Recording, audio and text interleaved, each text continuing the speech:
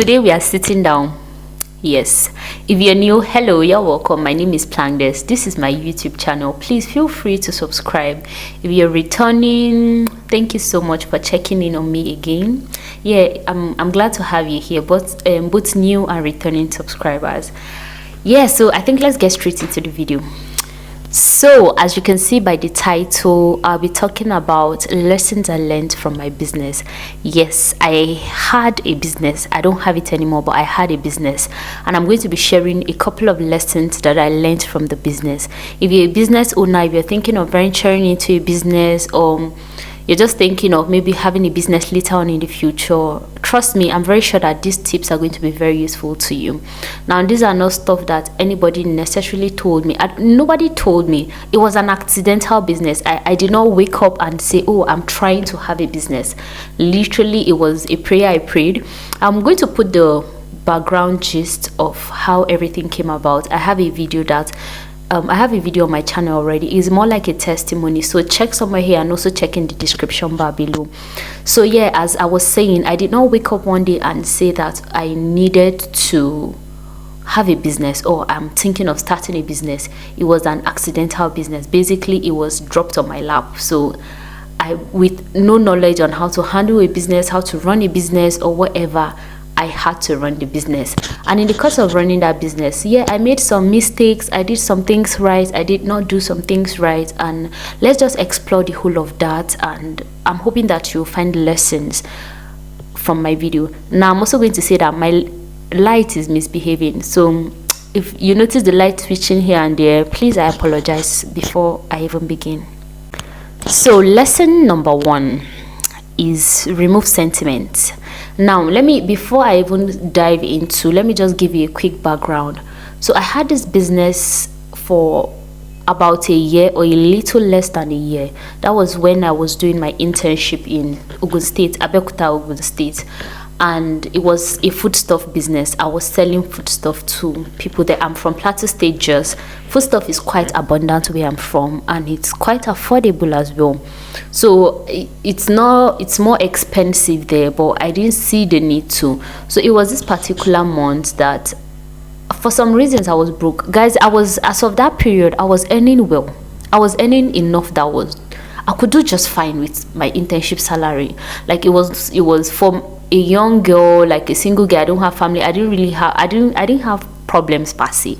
I don't have a family. I'm not paying like any major bills or whatnot. So I was earning well, like the money was just fine. But somehow the salary finished before the month was over. Like I don't know if that month I had excess expenses or I paid. I can't remember. But somehow I was running out of money. And for some reasons, I went to church. They spoke about finances that day in church, and I prayed a genuine prayer to God as regards my finances.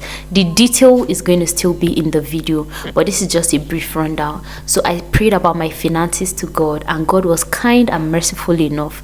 And somehow that week, like a couple of days later, I was basically expecting foodstuff from my family. So even foodstuff, I wasn't buying foodstuff, to be honest. Like, damn, now that I'm adulting, I'm just thinking about it. I was really in my soft girl era then, because even foodstuff, I was just buying perishable stuff, but like major foodstuff now, I was not buying. Oh well, my parents sent me quite some stuff from Jos, like potato, yams, onions, even rice, beans. They sent me everything I needed. Like it was a very ginormous package. Oil, like everything I needed, my parents sent it to me. So but somehow, like for some weird reasons, I think a day before or 2 days before the message was sent, I just told my mom, oh, there's this really nice kuli this woman sells. Like just get me like 1 or 2 measures and put inside my stuff and send it. I don't take Gary per se. Like even kuli, I'm not a huge fan, but that woman's kuli is quite nice, yeah. So I'm like, on days I feel like it, I would want to take. Somehow the message came. It didn't even land at work, it landed at home. But I don't know whether I took some to work or I can't even remember. But somehow the kuli got to my place of work, and like 2, 3, 4 people tasted it and were like, this is so nice. When are they sending you food stuff again? They are really interested and all of that. So they had, to be honest, the food stuff they sent me was massive. It would be enough for about a year or so. Oh well, I called my mom and I'm like, oh, the kuli people really complimented it. And she was like, I can actually send you the kuli, then you'd sell it. Guys, that was how the business started. Well, they sent me, in fact, my mom was saying, oh, she'll send me like 15 measures or so. I'm like, no, only send me like 5 or 6 measures. 15k is too much. What if like I keep it with me, nobody buys and all of that? And she was like, no problem, it's going to be her loss. Like, she would use her money to buy it. So the first 15 measures and all, she used her money to buy it and she sent it. Guys, when I say I took maybe 5 measures to work the next day after it arrived, and the 5 measures sold out immediately. Like, they immediately, by the next day, the remaining 10 that was at home sold out. Literally, there was a high demand for kuli. Guy, it was just kuli I started with though. There was a massive demand for kuli. So I now had to call, like, so the next time they sent me, I think was it 20 or 30 measures, and I sold out. Like, just know that whenever there was kuli, I sell out almost immediately. I bring it. I don't keep kuli with me for so long. So I started incorporating, and you know, people started demanding, like, what other things you people have in Jos? I started selling Irish potato, I was selling onions, I was selling sweet potato. In fact, some people would even give me their list, like, I want lemons. Like, you can easily get it there, but just because, and it was cheap, like literally the quantity I was selling, you would get that maybe times 3 the price. For the quantity I was selling, the price in the market would be like times 3 or times 4 the price. So it was like our food, and basically that was it. Guys, the business was flourishing. Mind you, I was earning enough, like enough to sustain me. I was earning enough, and this business, I was, if I bring package, let's say on Monday, by Wednesday, Thursday, I'd sold out. So like almost every week, I would not say bi-weekly because it wasn't up to 2 weeks. I was always placing orders, send stuff. So I was receiving a lot of sacks and packages and all of that. Oh well, I ran that business for about a year, and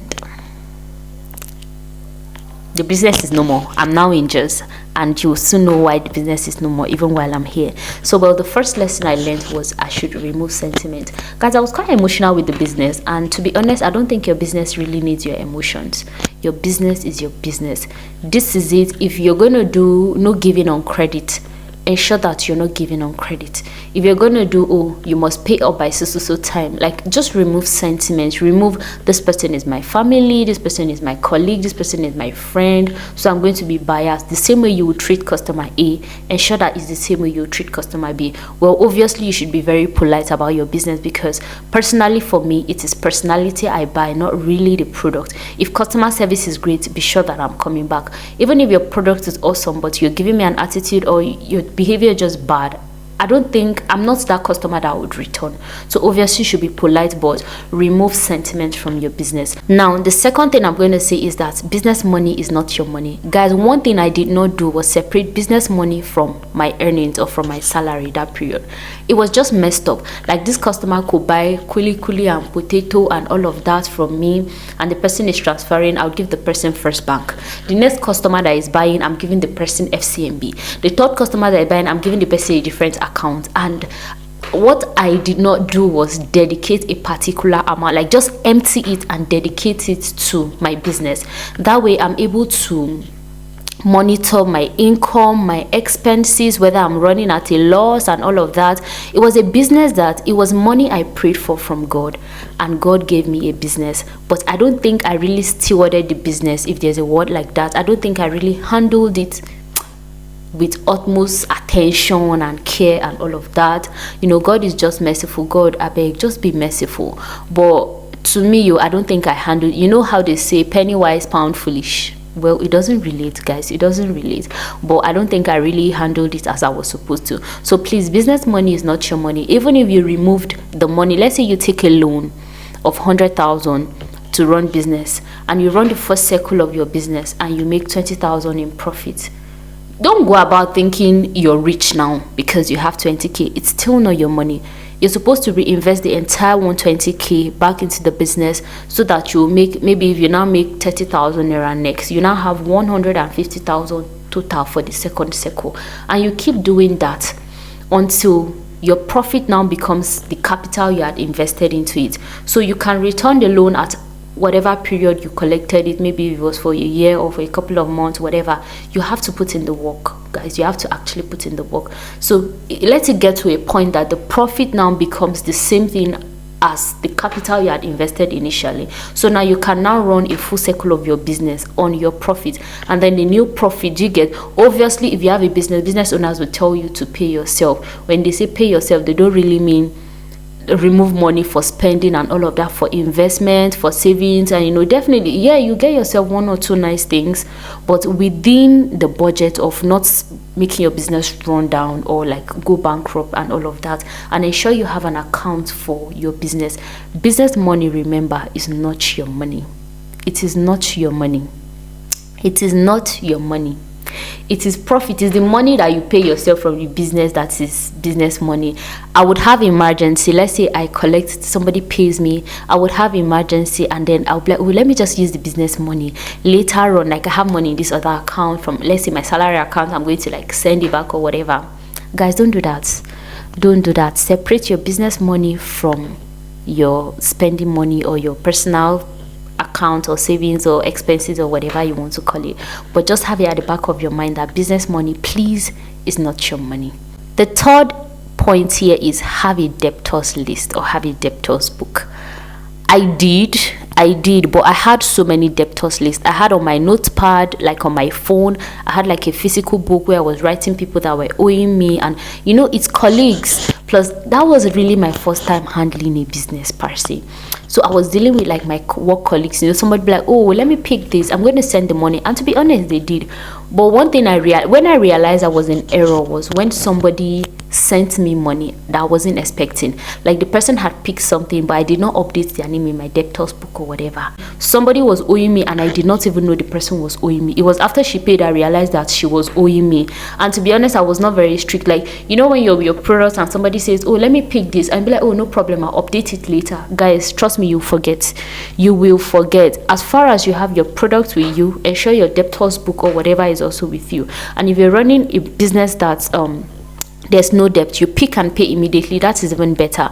But if you're going to have people that will pick and pay later, ensure that you have a debtors book, and ensure you update your debtors book immediately, because trust me, if you say you will update it later, you will forget. Take it from me, you will forget. Then the fourth point is knowledge is wisdom, knowledge is power. We all know that.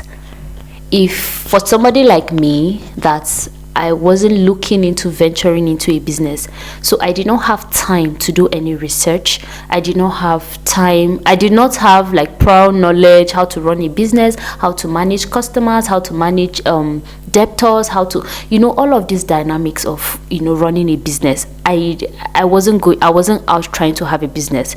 So one thing I don't think I tried, but I don't think I leveraged on properly was understanding the know-how of the business, understanding the know-how of handling like people. The fun fact is I have a certificate in customer relationship management, but it didn't really, you get what I'm trying to say. So yeah, if as much as you want to, if you're trying to look into having a business, please and please and please do your research. Read, follow people that are already running most likely the business you want to venture into, and learn from people's experiences, learn from people's mistakes. Like the mistakes I made and I'm sharing with you on this video, you can also pick these lessons and learn. Yeah, and another tip is I'm thinking of starting another business very soon, so I'm also learning from myself, and with this business I'm doing more research. I'm following pages of people that are already into the business. I'm thinking of like going into learning from them, learning the dynamics, studying their numbers or their analytics and all of that. So please do that as well, because knowledge indeed is power. The advantage of somebody, like if both of us are running the same exact business, the advantage that I will have over you is the knowledge that I have that you do not have. So please leverage on knowing more about the business you want to run into. I did not know anything about running a business. I just ventured into the business, and you bet I made my mistakes, quite a lot of mistakes that I'm sharing with you now. Yeah. Then the fifth point, that is, I would say this is the most important point, is know what business is for you and what business is not for you. Now, I'm a Christian, and I'm going to say that if possible, pray and pray so hard about the business you want to venture into. You can go ahead and go the extra length of even fasting. Now, the business I had was from a prayer of I needed more income. I needed another source of income. And God in his mercy heard me, answered me, and brought something my way. Let me tell you, for the life of me, I would have not thought that selling food stuff was a thing I could do, even though I was in the West and I was coming from somewhere that there was abundance of food. But my mind did not go to it. And my best seller, guys, was kuli kuli. I was selling potato and all of that, onions and other things, but my best seller was kuli kuli. Now let me give you an analogy. For example, somebody is selling gari. The person opens a shop and they are selling gari, and the person is blooming and doing well selling gari. And you think because the person is blooming and doing well selling gari, you also should sell gari. If you open, let's say, another shop beside the person, now you have two people selling gari. There's no really high demand for gari. Already there was a supplier of gari. But if you were sensitive enough, you would have probably been able to identify that this person is selling gari, I can sell water. And so you open a shop and all you're selling is maybe pure water plus ice block and bottled water and maybe even groundnut and kuli kuli. But because all your life is all about is copy, because this person is excelling in this area, you think you would also excel in the area. They are making a mistake. All right, so now if you identify that you should sell water, now when people come and buy gari from this person's shop, automatically there's no pressure on them, but there's an unsaid pressure on them to enter the next shop, which is yours, and they will buy water and maybe buy sugar and buy let's just say you're selling just water safe, they will buy water from you. Now you are also providing solution to an already existing problem. There's gari but there's no water, so they have to enter your shop and buy water from you. But if you do copy, you will sell gari, and already this person has established relationship with his customers. The person is doing well. Most people are loyal, except maybe they have issues with him, they might enter. But if they don't have issues, my dear, you can open gari store beside him and they will come and greet you and still enter his shop and buy gari because he's their person. That is what customer relationship and all of that is all about. But if you identify that I can sell water and you begin to sell water, when they buy gari from their customer, you've automatically also become their customer, and then they buy water from you.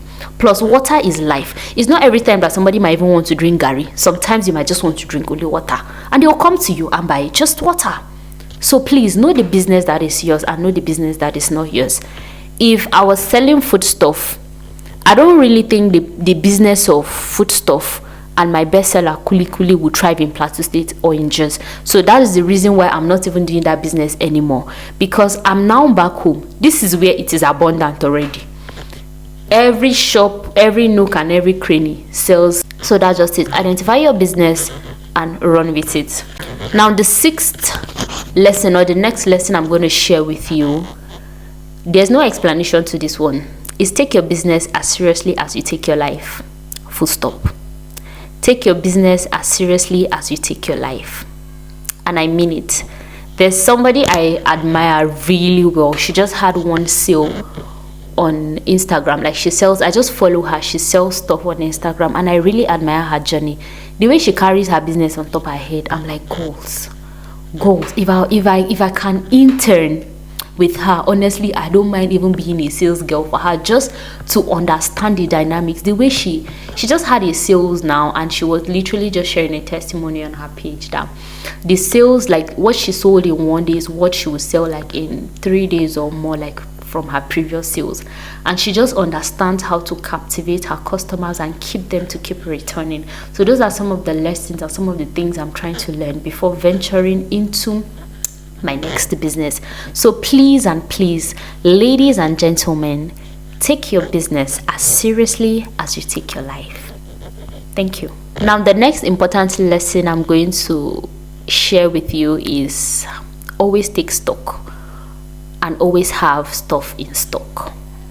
Yes, for instance, myself, I was selling food stuff, but kuli kuli was my best seller. one thing that I should never run out of is kuli. There were days that I've literally brought kuli today, it has sold out tomorrow. By next tomorrow, people that could not buy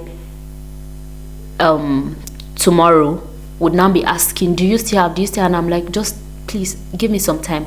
And before the whole my family buys the kuli, put inside moto and sends it down to me, it takes a couple of days. It will take like probably the next another 3 days or 4 days. So one thing I learned from that is, if you know that there's a high demand for a particular product, always ensure that you have enough of that product in stock. Have faith. You can say, what if I bring and nobody buys? People will buy. The people that bought the previous ones, they will come back and buy these ones, and they will bring their friends and their family and their colleagues and everybody they know to buy the one that is still on the way. So please always restock. Don't make your customers wait for so long. They will get discouraged and they might want to look for alternatives and all of that. So if you know that this product is what everybody is always demanding for, please do well to always have it in stock. And it looks like you're running out of that particular product, order for more, let it always come. So those are some of the mistakes. One of the mistake I made, like whenever I don't have stuff and I have to be explaining, oh, I'm sorry, it's on the way, it's gonna arrive tomorrow. Avoid the urge to shalai. Avoid the urge to explain yourself to your customers. Just as much as you can, please ensure that you always have stuff in stock, just so that when there's a demand for it, you just send it out immediately. Yeah. Another point is, anything to make your work lighter, please do it. One of the best things that I did was, earlier on, like the first two or three deliveries that I had to go collect, it was quite stressful. They will call me that, oh, your product is in Ibadan now. Then the Ibadan driver, I have to talk to him and start negotiating how to bring it down for me from Ibadan to Abeokuta and all of that. But eventually what I was able to do was, one particular driver that brought my stuff from Ibadan, all I did was just collect his number. We had an agreement.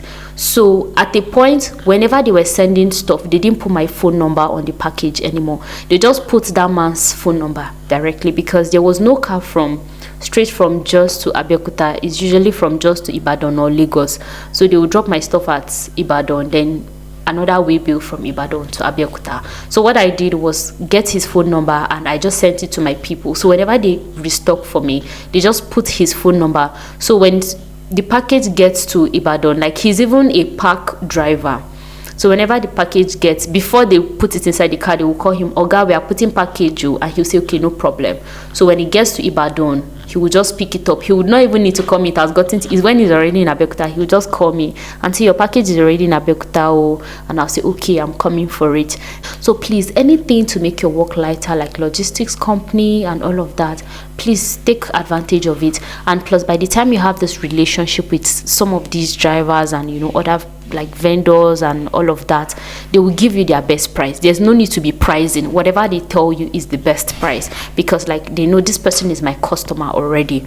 So there's no need to be going back and forth. I'll just give them the best price and say I'm helping you. There are times that like my package is coming and all of that, he's the one, and he speaks Yoruba. Like I don't speak Yoruba, so he speaks Yoruba. Do you get? So he communicates well with like people. Nobody is trying to cheat me. Like he became like my product driver or my delivery guy, something like that.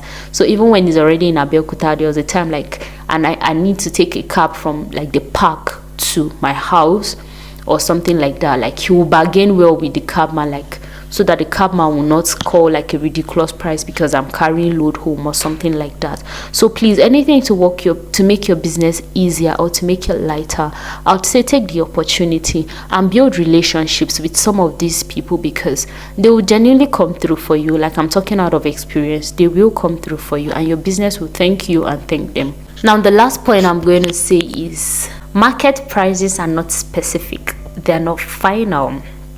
So you might have to change your prices, or you might have to change the quantity. One thing I was scared of was eventually like reducing the quantity of what I was selling, because the cost of transport became ridiculously expensive. So initially, the very first time when I started, my way bill was about just 3,000, 3,500 from Jos all the way down to even reach me in Abeokuta. Then it now progressed to 5,000. Then, like, literally after the 5,000, like 3 days later, I was taking another order. Fuel went up literally, like, I think a day after or so, and I had to pay 7,000 naira. Guys, now the quantity I was serving people, or I was selling to people, had to reduce. And because I'm that nice person, I did not want to start explaining to my customers that, oh, I'm so sorry, that if they say, oh, this thing has reduced, I'm like, oh, I'm so sorry, cost of transport and all of that. I was still trying as much to save so much while running at a loss.